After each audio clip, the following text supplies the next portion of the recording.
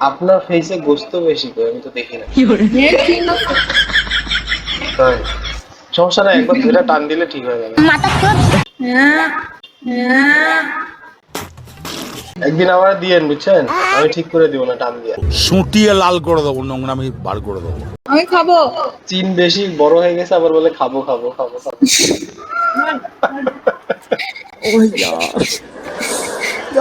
কিত্তি অসম হ্যায়। আপনার কই থাকেন? আমি হচ্ছে বসুন্ধরায় থাকি। আপনি হেভেনে থাকেন না? না, ঠিক আছে। आसमान से उतरी हुई कोकिल कंठी अप्सरा हूँ।